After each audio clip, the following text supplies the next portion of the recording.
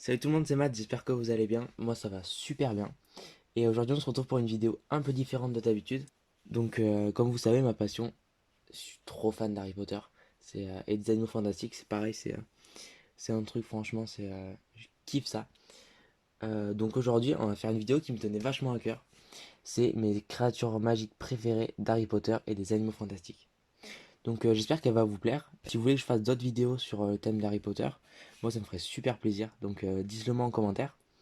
Sur ce, c'est parti.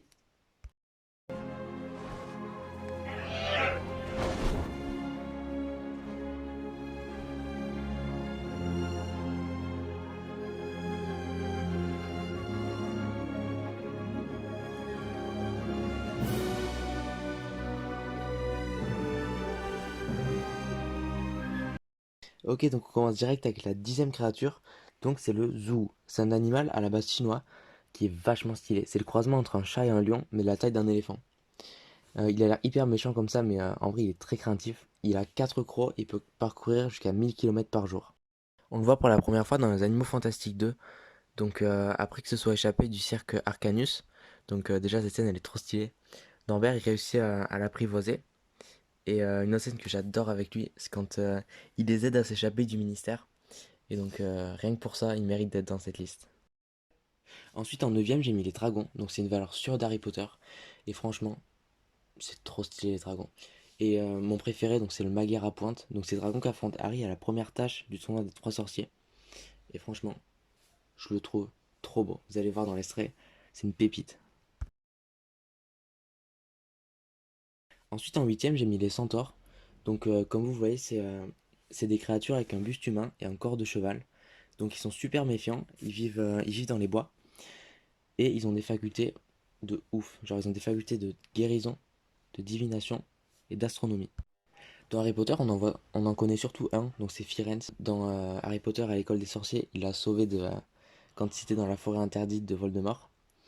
Et dans Harry Potter 5, il devient prof de divination en remplaçant le professeur Trelawney. Donc en 7ème, j'ai mis les beaux trucs. Donc c'est des animaux que je trouve trop mignons. Ils font à peine 20 cm de haut. Et ils vivent dans les arbres où on fabrique les baguettes magiques. À la base, ils sont hyper pacifiques, mais ils deviennent très agressifs si leur arbre est en danger. On est surtout de Piquette, donc c'est le compagnon de Norbert dans les animaux fantastiques. Et ce qui est cool, c'est qu'ils peuvent déverrouiller toutes sortes de trucs, donc des portes, des menottes, des trucs comme ça. Genre, du coup, franchement, stylé les beaux trucs. En 6ème, j'ai mis les Okami. Donc c'est encore une créature qu'on voit dans les animaux fantastiques, que je trouve trop belle. C'est une créature ailée qui a deux pattes. C'est entre le dragon et l'oiseau. Et franchement, ces couleurs, elles sont trop belles. Genre, c'est dans le bleu, le vert et le violet brillant. Quand ils naissent, ils éclorent d'un œuf fait d'argent hyper pur. Donc, c'est pour ça qu'il y a plein de sorciers qui veulent voler ces œufs parce que ça vaut une fortune. Et ce qui est super cool aussi, c'est que leur taille, elle varie selon l'espace disponible. Donc, quand elle est dans la nature, elle va être hyper grande, mais elle peut tout aussi bien vivre dans une petite tasse en réduisant sa taille. Ensuite, en 5ème, j'ai mis l'oiseau tonnerre. Donc, j'ai beaucoup hésité à le mettre plus haut, mais franchement, c'est un de mes coups de cœur des animaux fantastiques. Et je vais vous expliquer pourquoi. Déjà, c'est un oiseau qui est originaire d'Arizona. C'est un espèce de grand aigle qui a un regard doré. Et je sais pas vous, mais moi je le trouve vraiment trop beau. En plus, il a des caractéristiques de ouf. Genre, il peut créer des tempêtes et des éclairs. Et son humeur, elle peut affecter la météo. Donc, déjà, je trouve ça trop stylé. Et ensuite, elle peut effacer la mémoire des non-mages. Donc, c'est ce qui se passe à la fin des Animaux Fantastiques 1. Donc, rien que pour ça, je pense qu'il mérite largement sa 5ème place.